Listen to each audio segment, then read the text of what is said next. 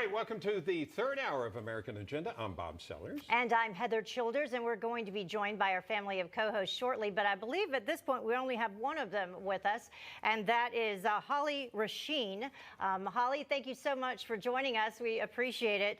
You're a former member of the Florida House of Representatives and currently a Republican strategist. Yeah, so I assume you were watching today. President Biden giving his first press conference earlier this afternoon after over 60 days. What was it, 65 we counted, Heather? Yeah. Wanted 64. to get your reaction, okay, 64, to some of the things he discussed.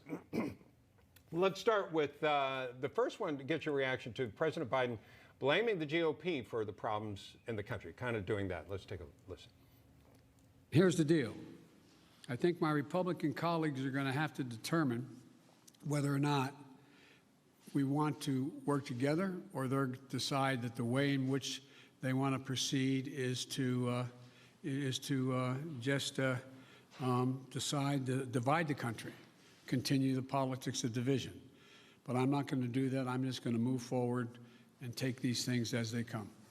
But Holly, he would move forward and take them as they come without Republicans. And by the way, hi, Stacy Washington. We'll be with you. And just as Stacy on the right, or as I like to say, Stacy is always right. Let's get back to Holly, though.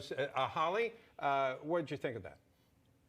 Sure. And once he actually did get his response out, I think that President Biden has talked about being bipartisan and governing in that sense. But we've seen very, very partisan governing thus far. And anytime you have the pendulum swing too far, in this case, too far to the left, we see the gridlock that we've seen recently. And I think that he needs to stick to his promises, govern in a bipartisan way. And we're seeing the unfortunate effects of him not sticking to that campaign promise. Yeah. And Stacy, something that he was given a softball today, I forget which reporter, described the filibuster as an era of the Jim Crow, the relic of the Jim Crow era, and flavoring it like that and giving him something on a silver platter like that almost justifies to the public why he should get rid of it. And so people understand if he gets rid of it, all you need is majority vote in the Senate to get things through.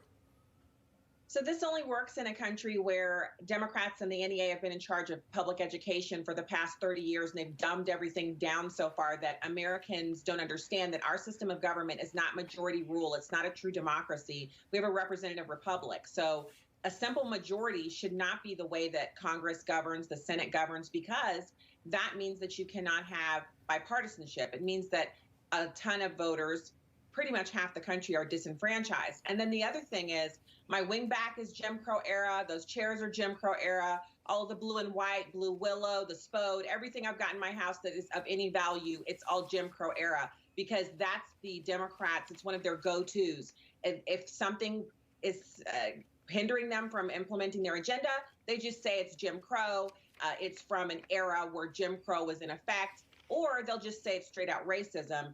And people hear that and they're like, well, I don't want to be affiliated or associated with anything having to do with Jim Crow. And so they try to pull back from it. So Americans really have to get up on where do we live? We live in America. It's the United States of America. We have federalism. We have a representative republic. We have bipartisanship. Intentionally, that's built into the cake. That's built into the system so that we can actually compromise with each other.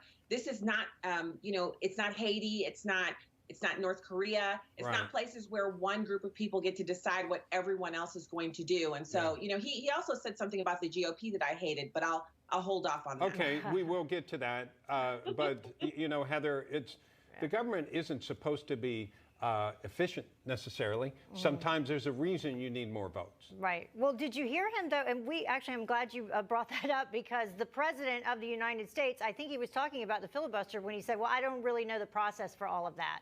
Did you catch that? Yeah. I mean, he said that as well. And then I think what Stacy is talking about in terms of the GOP, blaming the GOP for the divisiveness in this country and saying that it's not him, he's the unifying president, and it's the Republicans, the GOP, that's causing all of the the division in this country right now. And then I also was going to reference the question that he was asked when he got into the issue about HR1. And Stacy, you might want to talk a little bit more about this. Which is about voting rights. Yeah, they framed it that Republicans are trying to stop minorities from voting. Just the way they asked the question itself, kind of lending to him, you know, what his answer should be. Stacy, did you feel that way? I did. And Heather, you know, so for me, I was expecting at least few of them to come out and ask some hard questions. And there were some questions that approached, you know, a tough standard, but really they led him into the answers that he wanted. It was as if they were playing ping pong with each other and they were just gingerly batting the ball back and forth so they could cooperate. And I have to tell you, what he said about HR1 was disturbing because after that, he said, well, you know, if there is a Republican Party in 2024, they want to pass HR1 so they can eliminate the two-party system so that the Democrats will have complete and utter control the way that they have in California. Americans should be very concerned about this, Democrats especially, because it makes them a party to a dictatorship system. That means we'll have rampant failure across the country, and everyone will be hurt by that, not just Republicans, not just us horrible Trump voters, but everyone. Also, Trey Radel, former congressman, joins us right now. Trey, your impression of President Biden today? It was an embarrassment. I mean, he has set the bar somewhere between dementia and Kamala Harris checking her watch to see when she's going to be president. This was an embarrassment for Biden, who bumbled and fumbled. He evaded. He lied at points, saying that he had majority Republican support. This was ridiculous. To go to some of what you've been talking about, too, the way that some of these reporters phrase these questions was an embarrassment to the journalistic pool there as well, or anybody using the word journalist. It was Yamiche Alcindor of the NPR, who, by the way, we as taxpayers are paying